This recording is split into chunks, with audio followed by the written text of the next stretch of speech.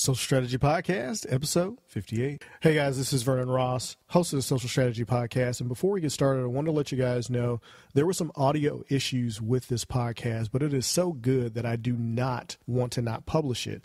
However, this audio is going to sound a little bit louder than you're used to hearing because it's in mono. For whatever reason, it did not end up in stereo. So my audio editor couldn't fix it. I couldn't fix it. So we're just going to go with it. I just wanted to let you guys know that before you listen to the interview. However, it is not so bad and it will not detract away from the information that's in this interview. But the intro got messed up and had to be taken out along with some other issues. So if a couple of things at the beginning of the interview sound a little bit out of order, that's what that's about. All right, now on to the show. Welcome to the Social Strategy Podcast, where it's all about making the most of your business with smart tips on what's working now in social media, online business, and good old-fashioned networking. And now your host, who's also known as Ross PR on Twitter, Vernon Ross. Hey everyone, and welcome to the Social Strategy Podcast, bringing you the best in online business, social media, and good old-fashioned networking. And I'm your host, Vernon Ross. And today we have a exciting show. I got a chance to talk about, finally, startups and the whole startup community and more about digital nomads and private equity investment and all kinds of stuff about obtaining companies instead of starting. And this was a really exciting interview for me. I don't often get a chance to talk about the things that we did in the level of detail that we were able to provide in this interview.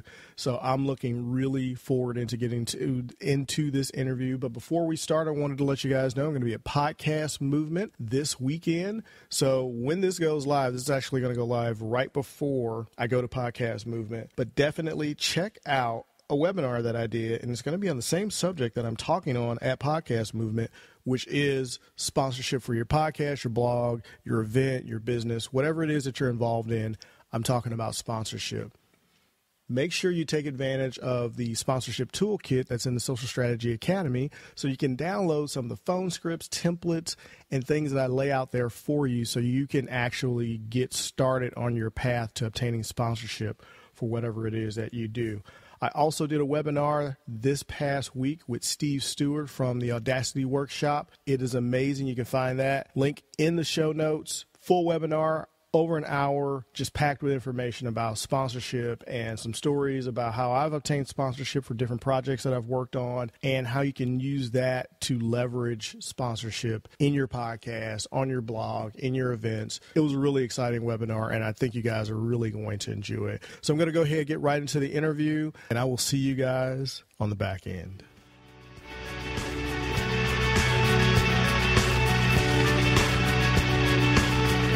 Hey everyone, this is Vernon Ross, and welcome to the Social Strategy Podcast, bringing you the best in online business, social media, and good old-fashioned networking. And guys, I've not had too many startup people, digital nomads on. You guys know I had Natalie Sisson on. She was awesome. And I've got a new digital nomad. I actually found Shola through Jessica's company. I know I've talked to you guys about this before. She actually finds people for a podcast. And I had kind of not intentionally blown her off, but Jessica Rhodes, if you guys don't know who I'm talking about, I've talked about her in previous episodes. I didn't intentionally do it, but when we ran into each other at New Media Expo, I'm like, hey, you need to send me a couple people. I know I didn't answer your email, and Shola came out of that. I'm really happy to have you on the podcast. Welcome. Thank you. Thanks for having me. So, when I was looking into your background, I found a couple things I had some questions about. But first off, you've got a pretty impressive background. You went to the Royal Institute of Technology, KTH, over in Stockholm. Not a lot of people do. Well, a lot of people do that, but usually they're the founders of some pretty big companies. Well, first of all, Vernon, remind me to send you something in PayPal for such a gracious introduction. I appreciate that. Just to kind of give you a heads up on kind of why I do what I do and who I am. So I'm a proud native Washingtonian. My mother is from Washington, D.C., Northwest, and my dad is from Nigeria. He immigrated to the States to study engineering at George Washington University. That's kind of why I have my colorful name. So I've always kind of, had an international background. And after working for the first startup that kind of took off, this was during the web 1.0 boom, kind of dating myself here in any case. I just wanted to do something really different. And I'd been working in New York and, I'd worked in DC, and I just decided that I wanted to study abroad in Europe. I met some people on the holiday who had talked a lot about really great technical universities. And so I was looking at, either maybe going to back to the UK or studying in Sweden. And I just always have had a passion about technology and business, so it was a natural progression. And I can say in retrospect, because Sweden is by and large one of the world's best producers of technology, the folks at Spotify there, the founder of Skype, but it's a really small place. I just got access, the founder of, funnily enough, of SoundCloud is a KTI grad. Just in terms of social interaction, I got access to a lot of people that I probably wouldn't have staying in the States. So in retrospect, it was just an incredibly good decision for me. It made some of the best social and economic and even academic moves in my life. Even to this day, I probably wouldn't be who I am if it wasn't for that experience. So yeah, it was good. Good stuff. You also went to Oxford, didn't you? Yeah, studied at Oxford as well. Got selected in my junior year, I was studying at Swarthmore College and got selected to do an exchange program at Oxford. And that, again, kind of put this bug in my ear that I'm going to Europe. It's just a really great, there's this idea that we are the sum total of our social relationships. And so whenever you kind of place yourself in an environment that's different than where you grew up, you're getting access to an entirely different social circle. So just places like, Oxford and places like KTH, I developed relationships with people too that till this day that, I keep in contact with that I never would have if I hadn't. So it was a really good experience for me. No, that's interesting. Yeah, Jim Rohn is famous for making that quote. And actually it was the guy that was his mentor who made the quote, and then he made it really famous with that you're the sum total of the 5 people you spend the most time around. So a nice little point of reference there. But, I mean, Swarthmore is nothing to actually shake a stick at either. That's one of the top-rated, I think, private liberal arts colleges in the nation, isn't it? Yeah, it is. I mean, humbly, again, I'm really privileged to attend that school. And I just am very impressed by your asking these questions, to be honest with you, Vernon, because I think that there's a tendency in the sort of startup or business community to discount education. Mm-hmm. And I happen to think that what Einstein said was absolutely true, that education is what you get when you forget everything that you learned in school. And often what we have through our different social networks isn't so much what we learned in the classroom, but it's our relationships.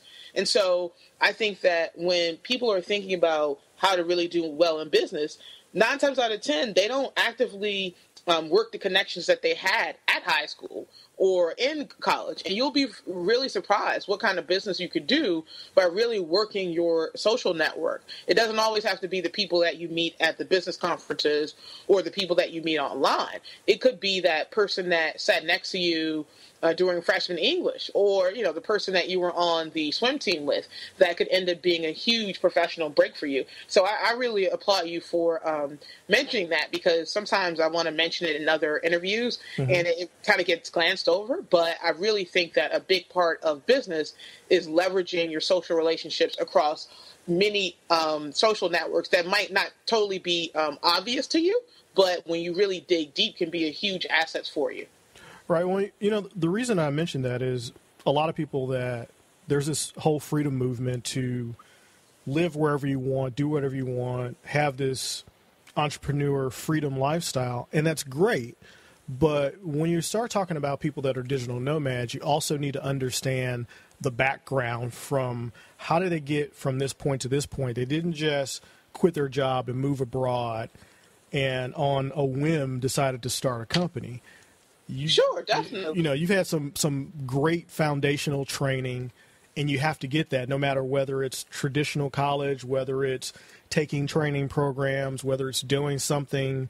You have to create a base for establishing those relationships.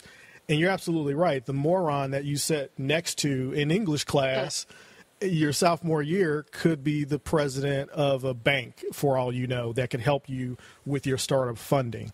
or they could be an angel investor now. Just because those relationships weren't, great relationships in high school doesn't mean that they won't be great relationships in your professional life. So now I applaud you for using your network, because a lot of people don't. Yeah, I couldn't agree with you more. And if I might add to that, I also spent a summer telemarketing, right? Because, I kind of have a big family, and we had to contribute to funding our educational experiences, school. And I think understanding that you can learn as much from the person who sat beside you at the telemarketing internship during the summer as you can from the person who you sat next to in college. Because, as much as I am totally an advocate of education, I'll be the first to tell you that you do not have to go to fancy schools to be great at entrepreneurship. It certainly helps, but it is not a prerequisite. And so I would just say to anyone listening on your, in your audience today, be mindful of your different social networks, because Richard Koch, who is the author of the 80-20 Principle, a very, very successful private equity investor, also worked at top consulting firms, he has this theory that there is something called a super connector. And to make a long story short, when you interact in different social circles, it's not so much the people that are close to you that are going to yield the breakthroughs for you, but rather it's those people from those social networks that don't seem particularly close for you. And so to summarize what I'm saying, by all means, understand that you can get a lot out of college. You can get a lot out of those social networks, but sometimes it could be the person that you worked beside in a summer internship or in a summer job that 5 or 10 years ago you worked with, and today they'll be helpful for you. So I hope that adds some insight for you. No, I think it does. And the term super connector is all throughout the vernacular of people on LinkedIn. Everybody uses it without any thought. Oh, well, this person's a super connector or that person's a super connector. So it tells you how influential the book, the 80-20 Principle, is. So Absolutely. Definitely make sure, if you're listening and you want to get the audiobook, read it. It is one of those prerequisite. You need to read this business book. So make sure you add that one to your library. So let's dig a little bit into what you were talking about, because briefly you touched on, I sold this company back in Web 1.0. And I think it's very interesting because the niche that you were in is a strange one, and it's not one that I had really thought about. But you were able to start a company, build it successfully in what most people would understand as domain flipping, but did it for universities in the educational space, right? Yeah, so kind of to give you some background on that. So what really made me realize that I had a fork in the road moment when it comes to being an entrepreneur is that toward the end of graduate school, about 3 months before I was coming back to the States, there was an article by the Guardian newspaper, which is the largest newspaper in the UK. Any listeners that you have in England could really relate to this. And essentially the name of the newspaper was, or rather the name of the article was, the 1,000 books that you have to read before you die. And I literally remember it as if it were yesterday. I remember looking at that list and saying, wow, if I have a 40 or 50 or 60 hour a week job, I will literally never get to read all these books. So the natural extension for me was entrepreneurship, right? Because I'd grown up seeing my parents be entrepreneurs. And I just knew that I would not have the level of freedom in a traditional job, no matter how well paid it was in the corporate space, to do the things outside of work that I love, utterly love, like reading. So basically, like every reasonably intelligent person, I Googled how to make money online, and that's how I kind of got into the online business space. So it really wasn't that scientific, to be honest with you. And I happened upon traditional performance marketing.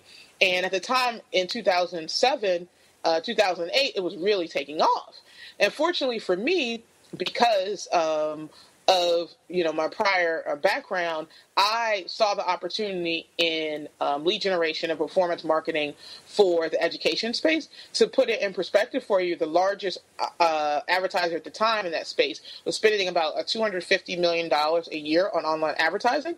So it's almost like when you are in a if you're in the ocean, like, you don't need to be really good at bottling water to, take home a lot of fresh water, right? You just dip your cup and there you go.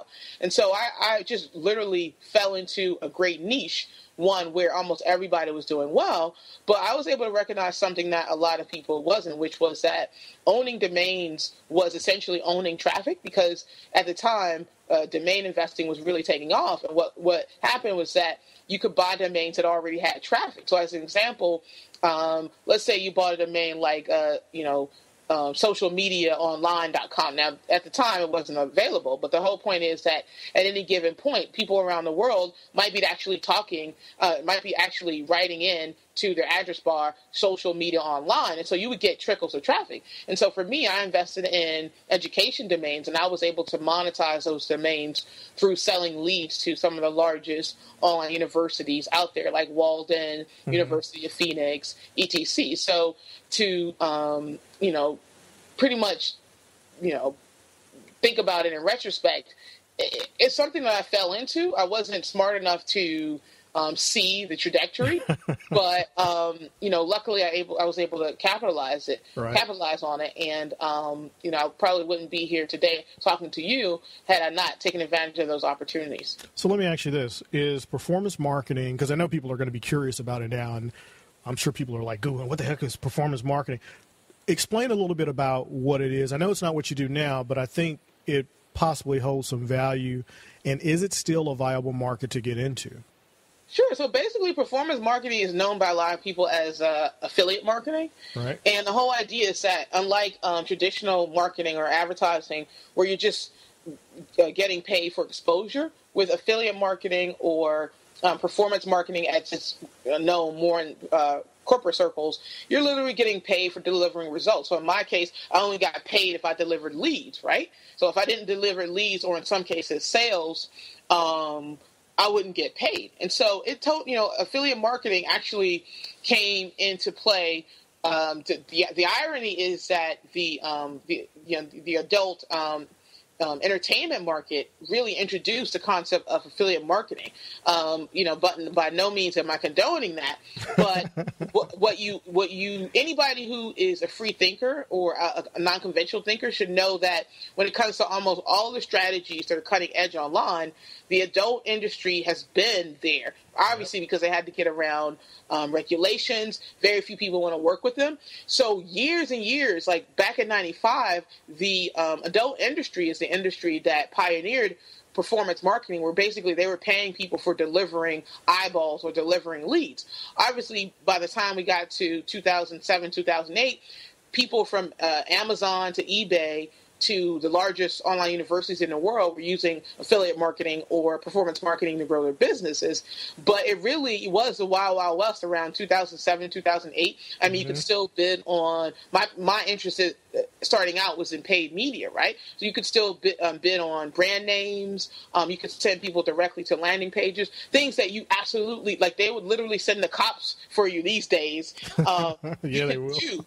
And it was like, in retrospect, it was probably the best education through doing that I ever had, because like you either sink or you swim. You had to invest your own money into traffic or into promotions. And if you didn't, do it right, you didn't get paid. If you did, you got paid wonderfully. So it was, it totally was the wild, wild west back in the day. That's interesting. How did you pick that niche?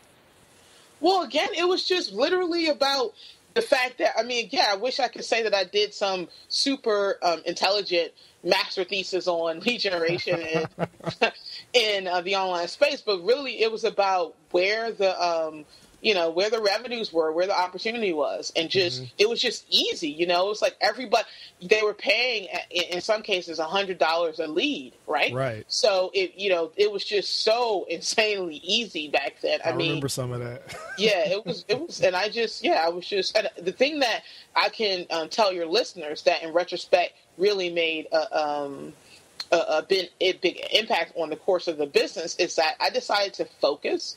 So there were so many people who were in 4 or 5 different niches, and I just saw that it was just so easy to get more with less by just focusing in on this particular niche. Okay, so it was like typically like just a few select group of universities and a few advertisers, and just getting really good at that micro specialization is what took me off. And you might be having someone now who might be doing Twitter, and they might be doing Pinterest marketing, they might be doing LinkedIn marketing, and they might be doing Google Plus marketing and Facebook marketing, and they're just trying to do it all. And I would submit to you that if you just get really good at one particular channel, one particular method of generating visibility, of generating leads, of generating traffic for your business, you will get so much further faster, because nobody can get good at something without focus. To use an analogy, a ray of sunlight can barely warm a room, but a focused ray of sunlight can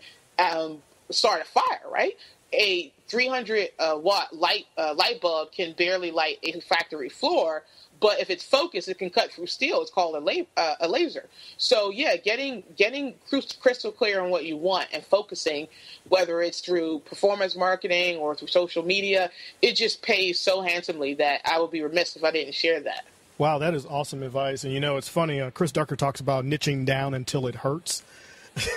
He has more. Oh yeah, and it's interesting that you say that, and it has absolutely a lot to do with what you're doing now. But I want people to understand the value in, you can be a social media expert in multiple disciplines, and I talk about it all the time when I'm giving a talk or something like that.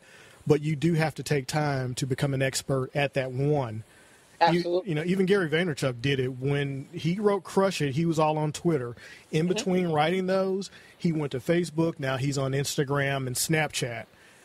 And he's not focused on those other platforms because he already has audiences built there. So that's really interesting that you say that. Yeah, and I mean, even just in terms of, like, I very almost in the matter of an afterthought, just decided that I enjoy being on LinkedIn. I had set up Twitter accounts, and just kind of organically the account grew, but I didn't pay a lot of attention to it. Maybe, until recently, like, gosh, once or twice every 6 months. But something about LinkedIn just really, really, really resonated with me. And as a result, I have now put myself in a position that after all these years, like, I'm probably in the top 1% of LinkedIn members, but it came at the cost of not spending time on Google. Let me not call it cost. The investment was that I had to direct time away from Pinterest or Google Plus, or even, over activity on Twitter. Now that I am really, a presence there, one can move to other channels. But if I might add some tips to people who might be listening, people don't understand that you can be focused on one particular social media or traffic generation strategy, and through delegation, you can actually move forward with the other ones as well. So if you're just only a solopreneur, then yeah, you got to get good at doing one particular channel really well before you move on. But if you have some resources, you can just be the face of one particular channel, and then you can outsource the management of your other channels. So eventually, I'll probably get a social media manager that manages Pinterest or manages Instagram. But for right now, when I connect with people like you or other people around the internet, I just basically tell them, hey, connect with me on LinkedIn, because that's kind of where I spend a lot of time. So I hope that's insightful to people. No, I think it is. So moving forward, fast forwarding to the current situation, you currently live abroad, sort of. You're in Baja California, right? Or is it Puerto Rico? Yep, I'm in Baja California, so I'm only luckily about 40 miles from the U.S. border. Friends go to San Diego to shop at BJ's or something. So it's like a really fantastic destination, because you are abroad and you have the advantages of just wonderful quality of life. But if you need to go back home, or if you need to just get something that you can only get in the States, it's very easily accessible. You can drive across the border. The San Ysidro border is like the largest border in the world. So yeah, I love to tell folks about it when I'm on different shows, because I think a lot of people don't really take advantage of being location independent. And I've been able to, and it's just been such a mind-blowing experience. Interesting. So tell me a little bit about ConverPort, because I'm not really sure. You guys are in beta right now, right? And that's your newest company. Yep. So the big problem that ConverPort solves is this. So unfortunately, most businesses, as they expand and they seek to grow, the challenge for them is that their best salesperson tends to be the charismatic company founder. And so what I wanted to do is sort of apply a lot that I had learned through previous businesses to helping businesses develop what I call CRSP, which is controllable, repeatable, scalable, predictable sales. And CRSP really is about leveraging our software as a service, ConverPort, which is a marketing automation, a sales automation platform, with our media buying technology, as well as what we call 80/20 data analysis. And the whole idea is that the old way of getting good at digital sales is, okay, I'm going to go and get a CRM and I'm just going to try to email people to death. Well, the new way is combining media buying with what we call like Web 2.0 marketing automation, which is more about segmentation to scaling your business. So again, most people who are thinking about growing their business, the challenge for them is that the business owner tends to be the best salesperson. Well, our vision is that we want everybody who is really struggling to grow their business to get super serious about building what we call controllable, repeatable, scalable, predictable sales processes. And this is about using automation the right way and using media buying, so you're not spending hours of your time trying to drum up traffic. You can actually go and buy the traffic that you need. And then when you combine that with smart data analysis, where you're just basically honing in those people on your email list who spend the most money and interact with your content the most, then you get results further faster. So that's what I feel really excited about, helping build sales funnels or sales processes for businesses that want to scale and hopefully one day become sellable like I've been able to do. Right. That was like a lot of information. So if you're like me, I know what media buying is. I know what paid media is. But a lot of you guys may not understand that from this perspective.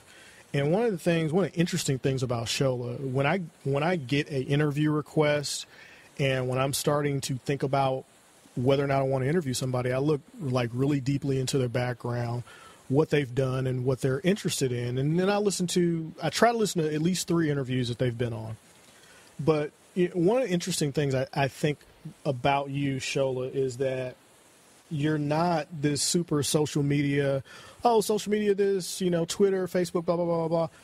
You're actually doing the thing, and people don't seem to get the whole doing the thing from a lot of online entrepreneurs and a lot of people that call themselves digital nomads. But when you start talking about media buying and actually buying the traffic, and you mentioned that when we were just talking about buying the traffic for your business with ConverPort that you need to actually, convert and close sales and get new customer acquisitions, go a little bit into, what is media buying for like the very novice? If someone's like, I don't even know what that means. What does that mean?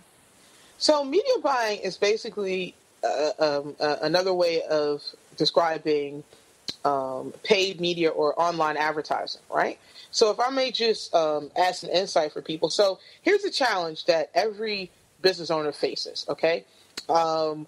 Whether you want to look at the New York Times stats or the digitalmarketer.com stats, every day your potential customers are being exposed to anywhere from 5 to 25,000 sales messages, right? And that's not even including all the updates they're getting on social media, right? So the challenge for anybody out there is this. Every sales process begins with visibility. If someone is invisible, if you're not visible, I can guarantee that somebody is not going to wake up in the middle of the night and be like, oh my God, I forgot to Google so-and-so's sales page and go buy from them, right? Like, right. At least, if that happens to you, by all means, call me because I need to know your secret. In any case, for most businesses, that doesn't happen. It doesn't even happen for Google.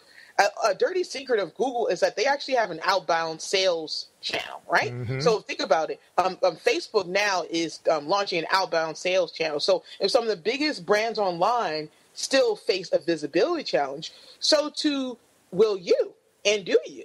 So in this environment where you have like people yelling sales messages every day. Imagine yourself going into a room and you feel like you have something important to say, but you walk into a room where there are 25,000 people yelling the same thing, buy my product. It takes a lot of time just to get noticed. And so the thing about media buying or paid advertising is that social media, content marketing, it's about earning your attention. It's about earning your visibility. The whole notion is that you create some valuable content, and in exchange for that, people share the content, and then you get traffic back to your site.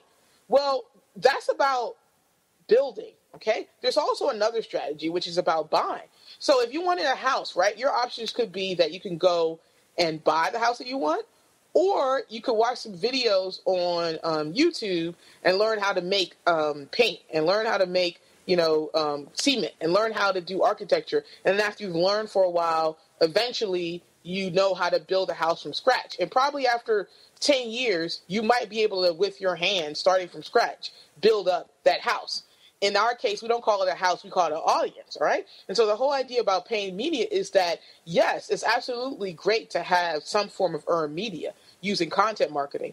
But what about actually going out and buying attention? Going out and buying an audience. I'm not talking about buying Twitter followers. I'm talking about going out and paying for the right to be visible. You see, most of us out here, we have great content, but there's a chicken and egg scenario. Like, you don't get noticed unless you have like a whole bunch of content that's been in the search engine for ages. And you don't have a whole bunch of, content unless you get noticed. And so how do we overcome the chicken and egg scenario?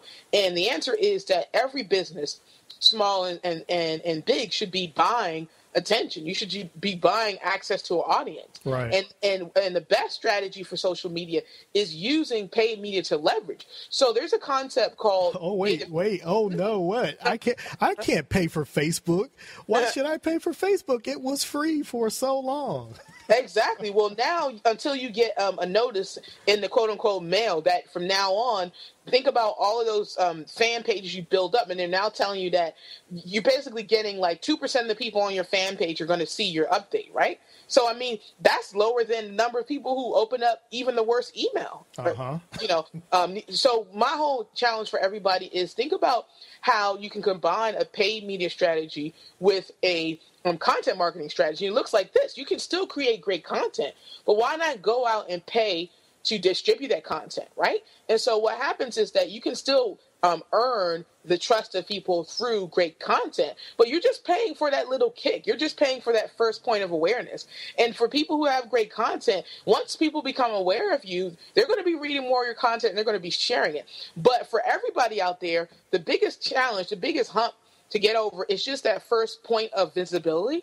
And so the thing is that you can go out and you can spend the next 2 years trying to build up this massive blog, or you can spend a couple of $100. You don't have to spend tens of thousands of dollars. Just spend a couple of $100 getting that initial traction. Because the thing is this: there are only 8,760 hours in a year, right? So, time you can only lose. Money you can gain or lose, but time you can only lose. And the irony is that people would spend hundreds of hours building up a really small social media audience, right, of a couple of hundred people, but they won't spend, they won't spend a couple of $100. They'll spend an entire year. They only have 100 followers, but they won't spend $100 that could get them twice the followers in about 2 weeks. So that's how I feel about it. I'm by no means saying that content marketing is dead or isn't good, but I think that in today's environment, you need to be prepared, like an offline business, to pay for visibility. If you're not prepared to pay for visibility, and even companies like Google or Facebook or Amazon are, I think you need to ask yourself, are you really committed to your business? Yes. Yeah, exactly. I couldn't agree with you more. And I've had this discussion with people. I actually had it on a panel at a conference where we were talking about the whole thing with paid media. It's like, look, you have to pay to play. Yeah. It's just that simple. It's their platform. And if you want to play in it, then there's a cost to doing that. Sure. And I think that the challenge is that there are a lot of like myths and limiting beliefs, right? So let's just think about some of them. The first myth is that, if I have to pay for visibility, then my product isn't good. Well, no, that's not how it works. Ooh. You have to pay for visibility because when the web started, there were 100,000 web pages. Now there are over 1 billion pages online. So you can't use a model that was designed, way back in the dinosaur ages of online business and online marketing, and you still want to use that same strategy. If the biggest and most trusted brands in the world pay for advertising, then you certainly have to too. So that's the first limiting belief. And if you're listening to this and feel that, if I pay for advertising or exposure, visibility, or attention, then it's an admission of guilt. Throw that away. Like that's not going to serve you. The second myth is that advertising is about hard selling. And what we're talking about is not traditional advertising where you're saying, buy my stuff. What we're talking about is simply paying for the first point of visibility. So you might use your paid ads not to, directly sell your product, but just to introduce people to your content.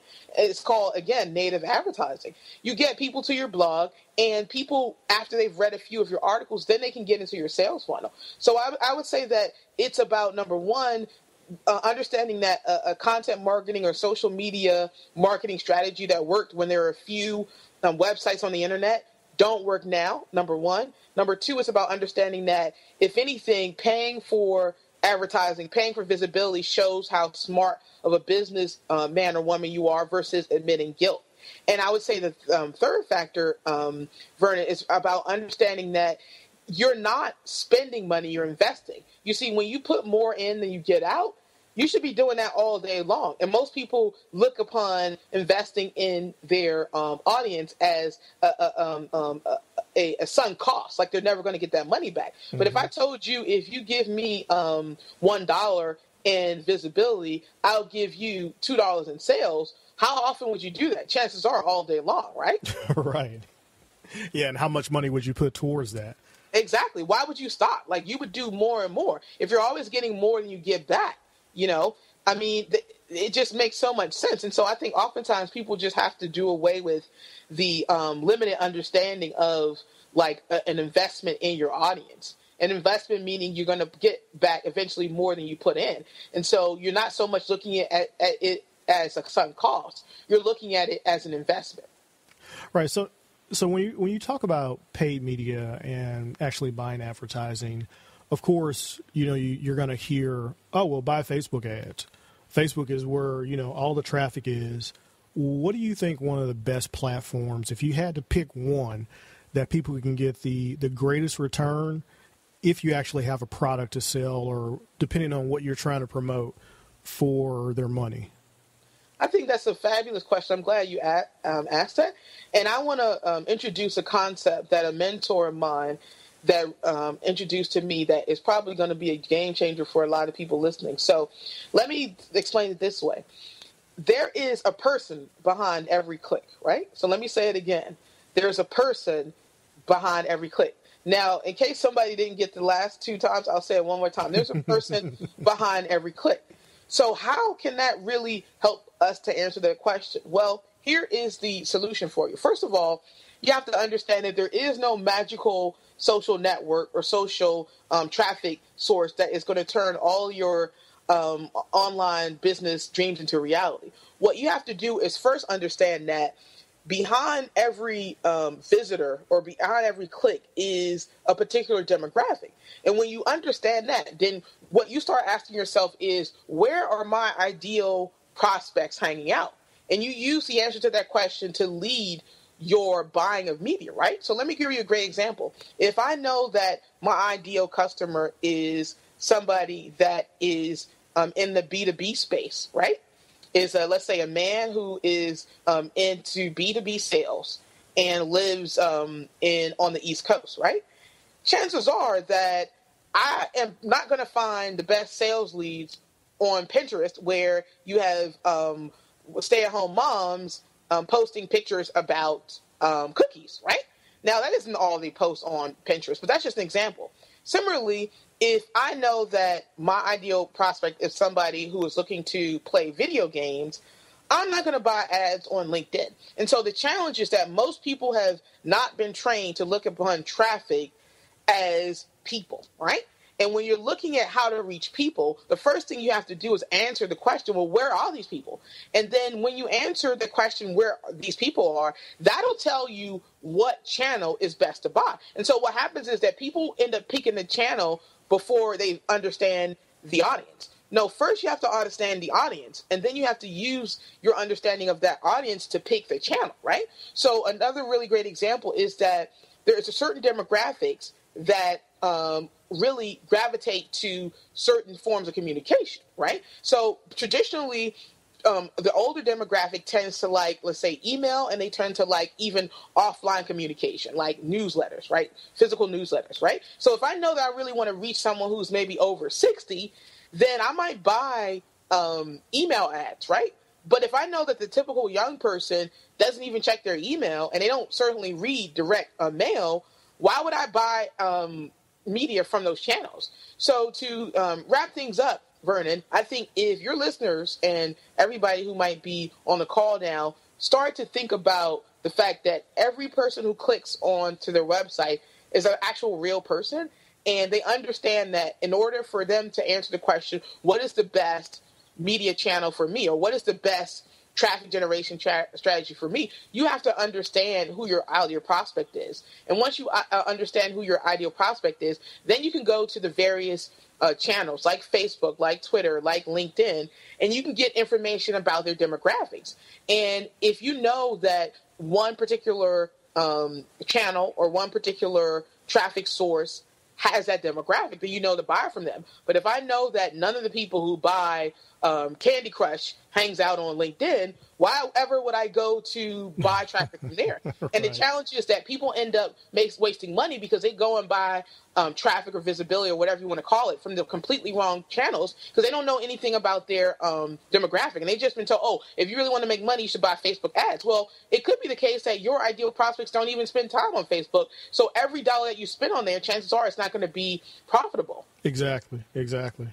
Wow, that was an amazing explanation of that. You've been just a wealth of knowledge today about what we didn't even think we were going to get into, ads and paid media and earned media and the difference between it, and something that people don't get a chance to hear enough of on the show. We don't really dig into the whole thing of this is how you acquire customers. Mm-hmm. We talk a lot about social media and networking and stuff like that, but to actually get business, real business, whether you're a coach, and I have a lot of coaches in my audience, whether you're a podcaster, it doesn't really matter, especially for podcasters. Now, this is one, and I'm going to just piggyback off of something that you said.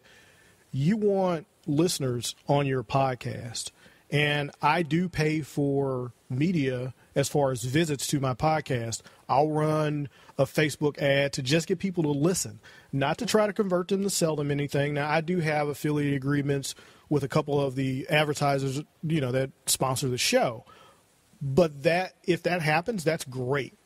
But I need to get people to listen to the show. And I can't depend on, now that I've fallen out of New and Noteworthy a year ago, to get iTunes to promote me, because I don't have a show that's getting millions of downloads a month. I'm getting quite a few, but not millions. So I'm not going to be promoted by iTunes. So what do I do to get new listeners into the show? Exploit the channels that I can and pay to get people to actually hit the show so that they can listen to it. And I'll send them directly to my show. I'll send them to other places other than iTunes that the show is on. So I'll send them to Spreaker. I'll send them now to Podbean. They've just come on, and that'll be in the next episode that's airing. They've come on as sort of a sponsor. They just want me to help promote Podbean to podcasters because not a lot of people are using them. And stuff like that. You have to promote yourself. You have to get people to your website, to your bloggers, to your coaching programs, not a landing page that's just looking for an email, but something that actually has content so you can get some of that earned media. And then maybe they'll, look, there's a subscribe to the email list. They do have, you've got your, your little lead bait giveaway book that you're doing or whatever it is that you're promoting. They may take interest in that, but you do have to pay for some of that traffic. And I think it's valuable that you said that, because not a lot of people want to admit to the fact that the game has changed and it's not just, people are going to come to my site because it's out there. Yeah, and again, I think that about dispelling the myths that people had. So it's like, here's the thing, Vernon. When we all decided to become entrepreneurs or self-employed or business owners, whatever labor you prefer, they didn't send you a FedEx package that says entrepreneurship for dummies. This is everything you need to know to grow your business to wherever you want it to be, right? Now, I'm being a little bit flippant, but essentially that's the case. They're unlike other professions, right? Like being a doctor or being a teacher or being a lawyer, there's a set curriculum where you learn all of the fundamentals, right? So the challenge for us as entrepreneurs is that the schools didn't teach how to sell, right? Like there's a distinction between selling and marketing. And most of us did not have any formal training about digital sales, right? So whatever you're selling online, there's typically a 7-step process, right? It begins with visibility. We all agree that if somebody isn't aware of your product, they're not going to be buying it for you. And then it may move on to a lead, and I won't go into the other, steps, but eventually it goes to a sale. If you like, I have a PDF that I give away for people completely free that just goes through what we call our CRSP, controllable, repeatable, scalable, predictable sales process. And whenever we're thinking about, okay, how to launch a new product, how to sell more for ourselves or for our clients, well, we're asking ourselves, okay, where are we going wrong when it comes to the 7-step process? So the thing is that if you don't see your social media or you don't see your content marketing or you don't see your online advertising as being a step in that sales process, chances are you're not going to turn that visibility into sales, because we all know of people who have a nice size audience, but by no means are they making the kind of money that they should, given the fact that they have people who know about them. So if that's the case for you and you're listening to this, chances are your sales process is broken. And it could be that you're not getting the right kind of visibility that we talked about. We talked about understanding the demographic. The thing is that you can try to sell water to a fish all day long. Chances are you're not going to get a bite, right? But if you try to sell that same water to someone in the desert, you can just be really bad at what you do and make a whole lot of money. And so, thinking about that, thinking about everything we do online when it comes to increasing visibility or attention as a step in a sales process, and asking ourselves if chances are we don't know exactly where this particular activity, whether it's posting on Facebook or posting on LinkedIn or posting on Twitter, falls in line with that 7 sales process, we're not going to get the results that I want. And if you don't have a clear understanding of what your step-by-step sales process looks like, I can guess that you are, with some accuracy, not getting the results that you want when it comes to growing your business revenue. So I feel so passionate about making sure that people really get this stuff, that it's just been, really helpful to talk to your audience about it, because I think there's this notion that a lot of people have that if I just get enough people to find out about me, there's something that's going to happen in a black box and something's going to come out of it. It's going to be sales. And that couldn't be further from the truth. Right. No, that's amazing advice, and I really do appreciate it. Everyone, you can find Shola Abidoye on Twitter, VRE Capital Group. You can also find her at convertport.com. That is the company that she has that can help you with this sales process, because it is a process and you do need to understand it. You can also find her on LinkedIn. I'm going to have all the links in the show notes, and she is the creator of the CRSP process. I do love that acronym, and it's I like that. It's a nice. I haven't heard that one before, and that's a good one. So she's going to provide the PDF for free. So it'll be in the show notes as well. You guys can go out there, download it. It's absolutely free of charge. I'm pretty sure it's going to make a huge difference in your sales process, if you even have a sales process. And if you don't, you should probably consider looking at convertport.com and figuring out what you need to do to actually start converting some of that audience that you're building into actual revenue, because I think you'll serve them best when you give them something valuable that they actually need. And if they're listening to you and reading your blogs, they probably need the information that you're giving them and a better value package than just a blog post or just a podcast. So definitely make sure to check out Shola online. Been a wonderful interview. Shola, did you have anywhere else you wanted to tell people to find you? No, you did a wonderful job. Thanks for having me on the show. And I just really excited about getting this message out. And I know that when people hear your podcast and they really think seriously about how to tie in their social media strategies or their media buying strategies with their sales process, they're just going to be delighted by the results. So thanks for having me, Vernon. No. It's been a pleasure, and I really do appreciate it. So some really exciting stuff. What did I tell you? Shola was amazing. It was so much fun having her on. I'm actually going to be having her back on after Podcast Movement to give us some updates. She's had another aha moment, and there's some exciting stuff going on, and she wants to come on and talk about it. So I'm going to have her back on here probably within maybe the third week in August or something like that to come back on, update us about her aha moment and what she's done. And this is going to be interesting because we're getting to see someone that's on and then a different idea as it's starting. So this will be a really interesting like case study into what's going on and the whole entrepreneurial journey. So I'm really excited about that, and that's going on. I want to know what you guys thought about this interview. This was a little different. This was more really about startups and private equity investment and some of the things that you can do to monetize your ideas. And it was just an interesting interview. I really did enjoy it, and I hope that you guys enjoyed it too. I do want to make sure that you guys check out the Audacity workshop that I did with Steve Stewart, talking all about sponsorship. We covered a little bit of that in this interview, or at least the funding part of working on your projects and raising that money. Make sure to check it out. It's a really, really informative webinar. Did it this past week, and the link is going to be in the show notes to go directly to the sales page. It's in his premium support area, and maybe by the time you listen to this, it may not still be available, but there's a lot of the information that will be available in that webinar, and I may be able to make that webinar available to you guys in the Social Strategy Academy. So make sure you go out there and download the sponsorship toolkit. It's free. You just enroll, and then you can download that. You'll get all kinds of updates for everything that I'm doing. And as I add new information that you guys can take advantage of about sponsorship, it's going to go into that toolkit. And that toolkit is actually going to also be part of the sponsorship coaching program that I have, the Sponsorship for Success coaching that I do, where I consult with individual podcasters, bloggers, event coordinators, and people like that are looking to obtain sponsorship and do some sponsorship marketing and really activate a great sponsor for their efforts, and whether it's a podcast show or something else like that. So definitely look out for that. That full course is coming. That offering will be up on the website pretty soon. It's something that I quite honestly only have done by referral, but the demand has been so great that I'm going to go ahead and launch the full coaching program along with the business and life coaching that I do. So sponsorship coaching is coming soon. So if you are a podcaster and you're looking for podcast sponsorship, definitely check this out. Let me know, and we can get some things going as far as working on obtaining sponsorship and funding for your show.